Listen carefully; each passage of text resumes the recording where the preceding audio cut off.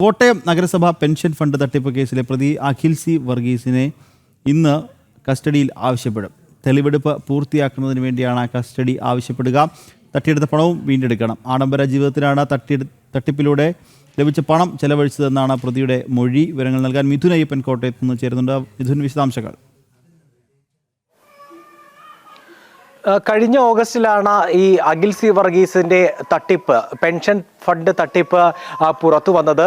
ഈ ഓഗസ്റ്റിൽ ഏതാണ്ട് ഒരു വർഷത്തോളം ഒളിവിൽ കഴിഞ്ഞതിന് ശേഷം കഴിഞ്ഞ ചൊവ്വാഴ്ചയാണ് അഖിൽ സി വർഗീസിന്റെ കൊല്ലത്തുള്ള ലോഡ്ജിൽ നിന്ന് പിടികൂടുകയും ചെയ്തത്. ഇപ്പോൾ അതിനുശേഷം 14 ദിവസത്തേക്ക് കോടതി റിമാൻഡ് ചെയ്തിരുന്നു. വിജിലൻസ് കോടതിയാണ്. ഇപ്പോൾ കൂടുതൽ അന്വേഷണത്തിനും അതുപോലെ തന്നെ തെളിവെടുപ്പ്, ഈ പണം വീണ്ടെടുക്കണം, വിശദമായിട്ടുള്ള ചോദ്യം ചെയ്യലെല്ലാം തന്നെ വേണം. ഇക്കാര്യങ്ങൾക്കെല്ലാം വേണ്ടി വീണ്ടും ഇന്ന് കസ്റ്റഡിയിൽ ആവശ്യപ്പെടുമെന്നാണ് മനസ്സിലാക്കാൻ സാധിക്കുന്നത്.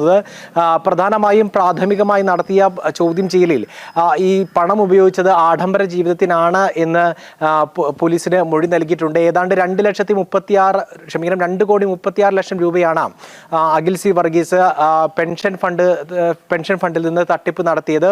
സ്വന്തം അമ്മയുടെ പേരിലേക്ക് മാറ്റിക്കൊണ്ടായിരുന്നു തട്ടിപ്പ് നടത്തിയത്. 2020 മുതൽ 2023 വരെയുള്ള കാലയളവിൽ പ്രതിമാസം 5 ലക്ഷം രൂപയോളം വീതമാണ് ഇത്തരത്തിൽ തട്ടിപ്പ് നടത്തി മാറ്റിയിരുന്നത്.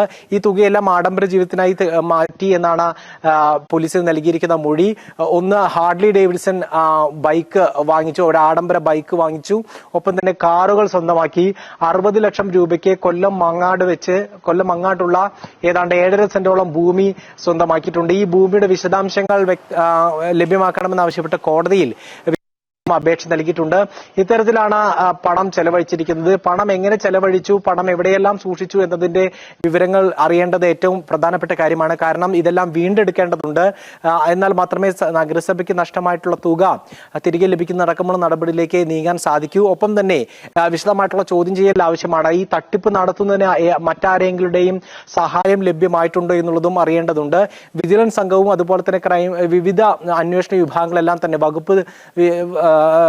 തദ്ദേശ വകുപ്പിന്റെ ഇത്തരത്തിലുള്ള വിജിലൻസ് സംഘമെല്ലാം കൃത്യമായിട്ടുള്ള പരിശോധനകൾ, ഈ സംഭവം അറിഞ്ഞതിന് പിന്നാലെ വിവിധ ഘട്ട പരിശോധനകൾ ഈ നഗരസഭയിൽ നടത്തിയിരുന്നു.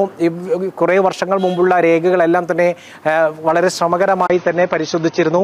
ഇപ്പോൾ ഈ പിടിയിലായ സ്ഥിതിക്ക് ഈ പ്രതിയിൽ നിന്ന് ലഭ്യമാകുന്ന വിവരങ്ങൾ കൂടി പരിശോധിച്ച് ഇവരെല്ലാം ഒത്തുനോക്കേണ്ടതുണ്ട്. ഏതെങ്കിലും ബാഹ്യമായിട്ടുള്ള സഹായം ഇയാൾക്ക് ലഭിച്ചിട്ടുണ്ടോ എന്നടക്കം അറിയേണ്ടതുണ്ട്. ഇത് വലിയ രീതിയിലുള്ള രാഷ്ട്രീയ വിവാദം ഉയർന്നിരുന്നു.